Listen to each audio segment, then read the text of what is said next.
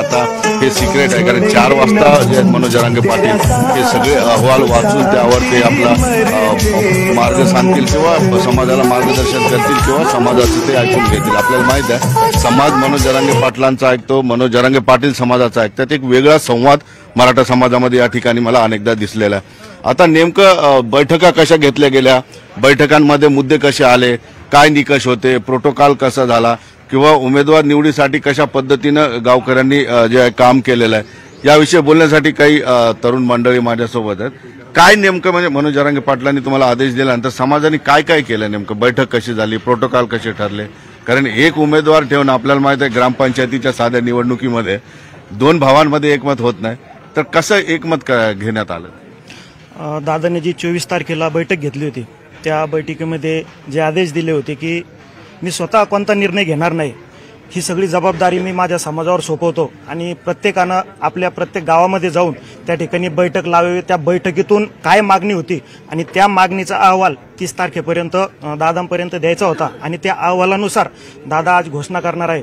परंतु दादांनी आदेश दिल्यानंतर 24 तारखेनंतर आम्ही संभाजीनगर तालुक्यामध्ये प्रत्येक गावामध्ये दादांनी जे मॅटर बनवून दिलं, फॉर्मॅट बनवून दिला होता त्यानुसार प्रत्येक गावामध्ये प्रत्येक मराठा समाजाच्या घरामध्ये आम्ही तो अहवालाची प्रत दिली आणि प्रत्येक मराठाकडून प्रत्येक घरातील नागरिकाकडून त्या ठिकाणी तो अहवाल त्यांचं मत काय, दादांनी जे जे प्रश्न केले होते की दादांनी राजकीय पक्षात सहभागी व्हावं किंवा निवडणूक घ्यावी का, हे जे जे प्रश्न होते या प्रश्नांचं सविस्तर उत्तर दिलेलं आहे. प्रत्येक अहवाल आम्ही या ठिकाणी सगळ्या गावातून जमा करून आज दादांना इथं अंतरवालीमध्ये सुपूर्द केलेला आहे. मला एक सांगा की काही मतभेद झाले नाहीत, सगळे एक दिलानं व्यवस्थित झालं?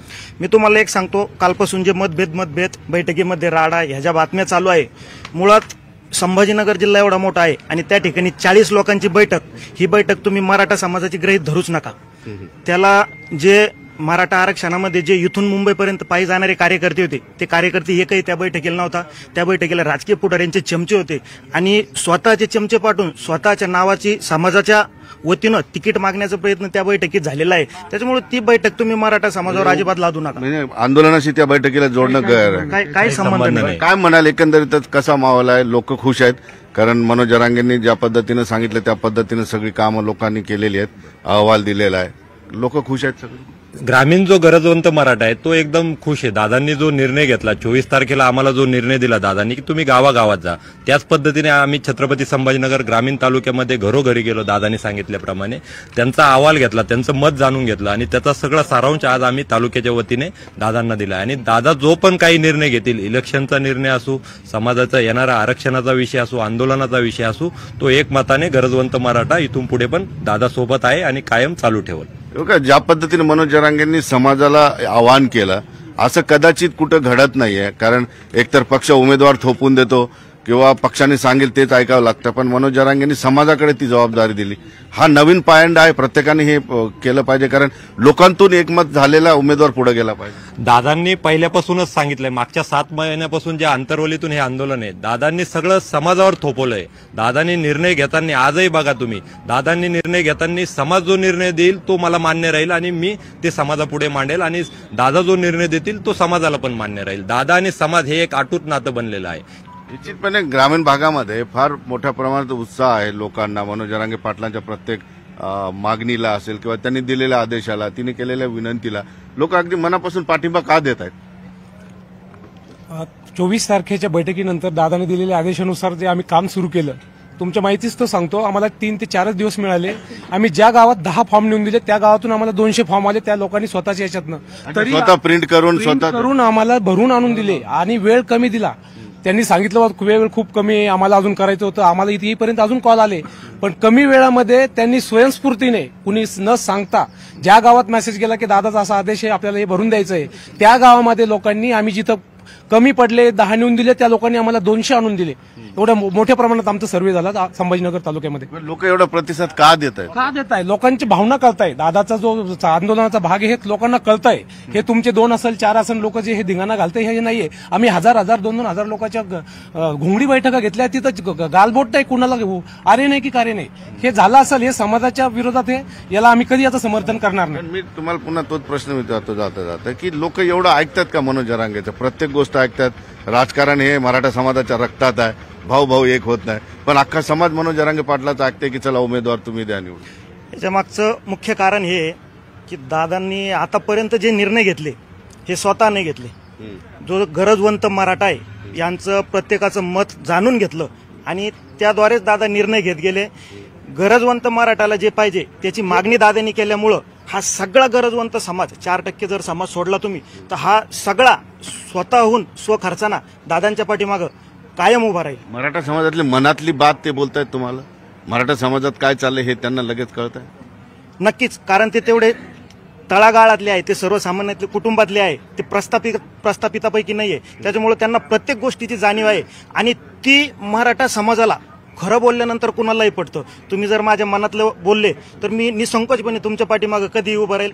त्यामागे तुमचा कोणताही स्वहिताचा हेतू नाहीये. त्याच्यामुळं दादांना आतापर्यंत आपण ज्या घडामोडी बघितल्या पूर्ण 7 महिन्यामध्ये, याच्यामध्ये जे ज्या ऑफर आल्या, जे राजकारणी लोकांनी त्यांना आमिष दाखवण्याचा प्रयत्न केलं, हे खूप खोलपर्यंत रुजलं गेलं आणि कुठंतरी सर्वसामान्य मराठ्यांसाठी लढणारं नेतृत्व म्हणून दादांकडे सगळा समाज पाहत आहे. त्याच्यामुळं दादांच्या पाठीमागं हा सगळा समाज राहणार. 4 लोक काय ओरडले याच्याकडे हा सर्वसामान्य समाज, मराठा समाज कधीच लक्ष देणार नाही. काय बोलायचं, तुम्ही झेंडा घेऊन तिथून पळत आला, काय बोलायचं? धाराशिव जिल्हा माझा मतदारसंघ आहे. मी तसा राहणार लातूर जिल्ह्याचा आहे. मनोहर आनंदराव पाटील. मी संपूर्ण धाराशिव जिल्ह्याची मी म्हणजे गावोगाव गेलेला आहे की आम्हाला असा निष्प्रह, प्रामाणिक, इमानदार, मॅनेज न होणारा अंतकरणातून असा माणूस जरी असेल. उमेदवार निवडला का फक्त तुम्ही? उमेदवार निवडला का? जरांगे दादा आमचे उमेदवार. जरांगे दादा संपूर्ण 48 धाराशिव मधून काही उमेदवार आले का तुम्हाला? मी मनोहर आनंदराव पाटील. अहवाल आलाय का तुम्ही? काय ठरलं, कसं झालं, बैठक कशा झाल्या? अहवाल म्हणजे प्रत्येक मतदार बैठका कशा झाल्या का? बैठका फार सकारात्मक आणि दादांच्या पाठिंब्याकडेच त्यांचं सर्वांचं लक्ष आहे की जरांगे दादाच म्हणजे त्यांचा जो उमेदवार असेल आम्ही त्यांनाच मतदान करू आणि त्याच्याशिवाय आम्ही दुसऱ्याला मतदान करणार नाही. संपूर्ण राजकीय पक्षाला आमचं असहकार असेल हे सर्व मतदारांचं म्हणजे ते कट्टाळून गेले. ही भूमिका मनोज जरांगे पाटलांची मांडलेली नाही, ही तुमची वैयक्तिक आहे? नाही, वैयक्तिक नाही. हे मनोज दादा. हे कुठं म्हणले असहकार घ्या इतर पक्षांशी? कोण? मनोज दादा. नाही, पक्षांना समाजानं म्हणले आणि समाज जो आहे स्वतः दादा नेता स्वतःला घोषित केले नाहीत. समाज हा माझा नेता आहे, जात माझी सर्वात मोठी जात हा नेता आहे. निश्चितपणे. हा, तुम्हाला काय बोलायचं? हे जे आंदोलन चालत असताना जे गालगोट लावण्यात येत आहे, नाही त्याच्यावर नाही बोलायचं मला. तुम्ही फक्त हे सांगा की एवढा पाठिंबा त्यांना गावातून का मिळतोय? राजकारणाची भूमिका असली तरी एक दिलाने लोक त्यांच्या पाठीशी आहेत. याचं सर्वात महत्वाचं कारण म्हणजे दादांनी आजपर्यंत जी कुठली काही भूमिका घेतली आहे ती समाजाला विचारून घेतली आहे. समाज आणि दादा यांच्यामध्ये एक अतूट असं नातं आहे. हे नातं म्हणजे एका मायलेकराच्या नात्याच्याही पलीकडे आहे. दादांच्या पुढे समाज जात नाही आणि समाजापुढे समाजाच्या निर्णयापुढे दादाही कधीच जात नाही. निश्चितपणे आपण बघितलं. मी खास करून काही लोकांशी गप्पा यासाठी मारल्या की मला सुद्धा आश्चर्य वाटतं की अशा पद्धतीचा उमेदवार निवडणं भारतामध्ये आतापर्यंत झालं नाही. कारण आपल्याला माहित आहे की राजकीय पक्ष एक तर डायरेक्ट उमेदवार जाहीर करतात, तो समाजावर लादला जातो किंवा आवडीचा नसलेला सुद्धा उमेदवार त्यांच्याकडे तो थोपवला जातो.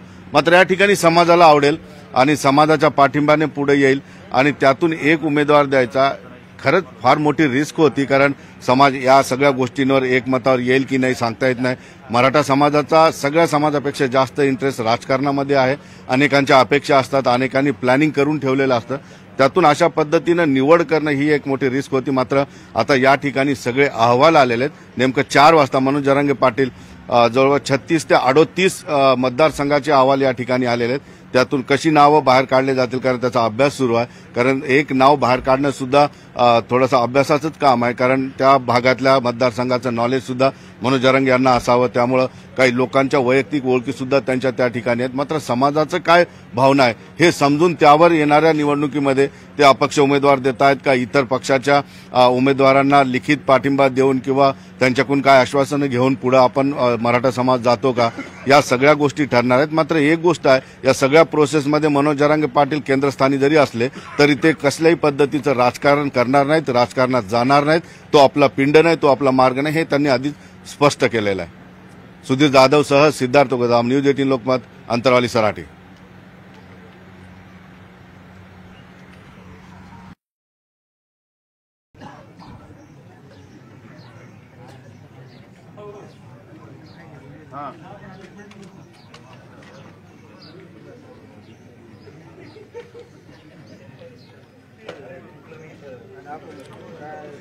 नमस्कार, मी सिद्धार्थ गोदाम. न्यूज 18 लोकमतच्या फेसबुक आणि यूट्यूबमध्ये तुमचं स्वागत.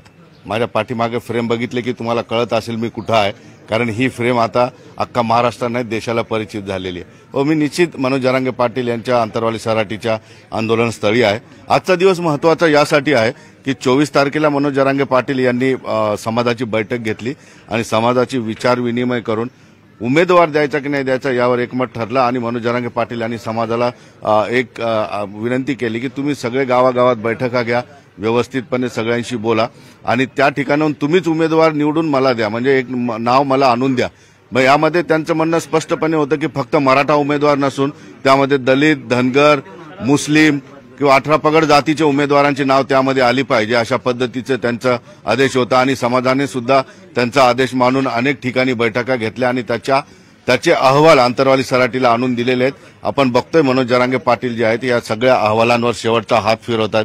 प्रत्येक अहवाल ते काळजीपूर्वक वाचतायत. लोकांचं म्हणणं काय आहे, लोकसभा निवडणूक लढवायची का, लढवायची तर मग अपक्ष लढवायची का, किंवा उमेदवार कोण असेल, यासाठी एकमताने या ठिकाणी अहवाल आलेले आहेत. मनोज जरांगे पाटील यांचा स्पष्ट उद्देश असा होता की समाजाने एक दिलाने एक उमेदवार दिला तर समाज त्याच्या पाठीशी पूर्ण ताकदीशी उभा राहील, एक दिलाने उभा राहील आणि त्यांना चांगलं मतदान मिळून कदाचित आपल्याला त्या ठिकाणी यश मिळू शकतं, असा प्रामाणिक उद्देश मनोज जरांगे पाटील यांचा होता.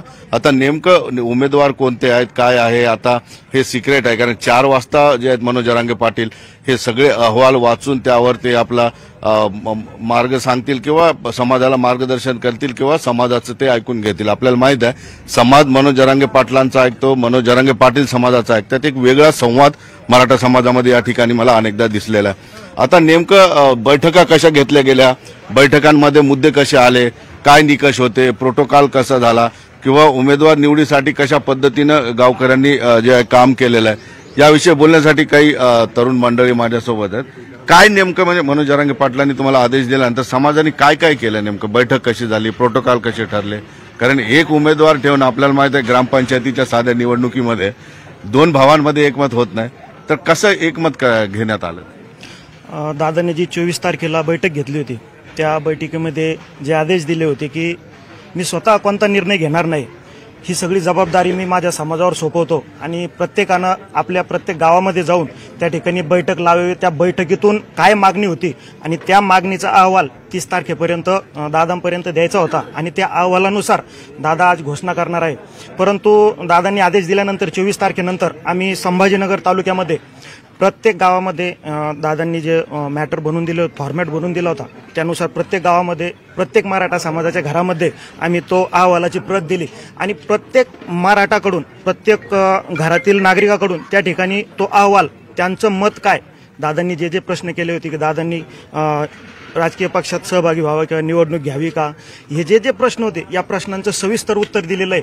प्रत्येक अहवाल आम्ही या ठिकाणी सगळ्या गावातून जमा करून आज दादांना इथं अंतरवालीमध्ये सुपूर्द केलेला आहे. मला एक सांगा की काही मतभेद झाले नाहीत, सगळे एक दिलानं व्यवस्थित झालं? मी तुम्हाला एक सांगतो, कालपासून जे मतभेद बैठकीमध्ये राडा ह्या ज्या बातम्या चालू आहे, मुळात संभाजीनगर जिल्हा एवढा मोठा आहे आणि त्या ठिकाणी 40 लोकांची बैठक, ही बैठक तुम्ही मराठा समाजाची गृहीत धरूच नका. त्याला जे मराठा आरक्षणामध्ये जे इथून मुंबईपर्यंत पायी जाणारे कार्यकर्ते होते ते कार्यकर्ते एकही त्या बैठकीला नव्हता.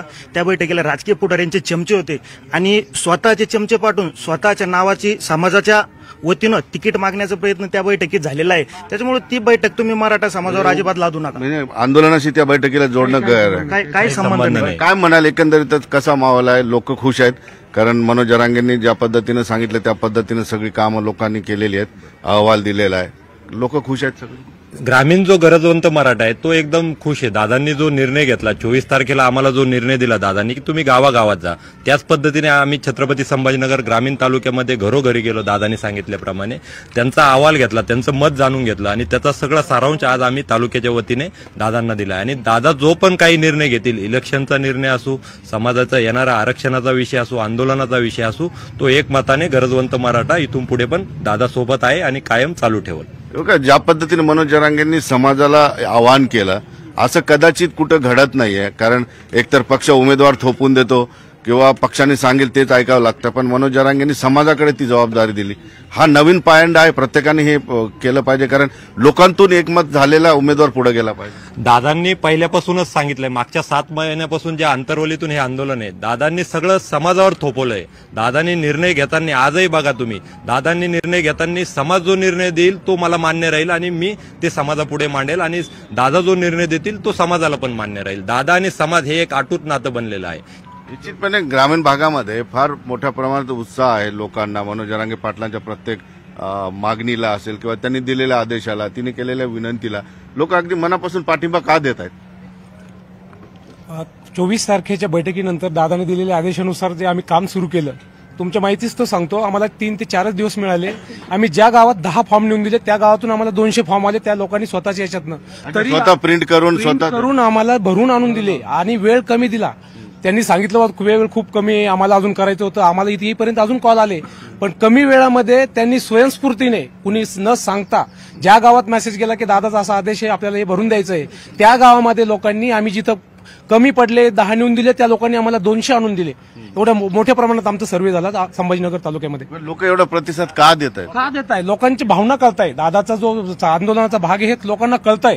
हे तुमचे 2 असेल 4 असेल लोक जे हे धिंगाणा घालते हे नाहीये. आम्ही 1000 2,000 लोकांच्या घोंगडी बैठका घेतल्या, तिथं गालबोट नाही कुणाला, अरे नाही की कार्य नाही, हे झालं असेल, हे समाजाच्या विरोधात आहे, याला आम्ही कधी याचं समर्थन करणार नाही. मी तुम्हाला पुन्हा तोच प्रश्न विचारतो जाता जाता की लोक एवढं ऐकतात का मनोज जरांगेचं? प्रत्येक गोष्ट ऐकतात.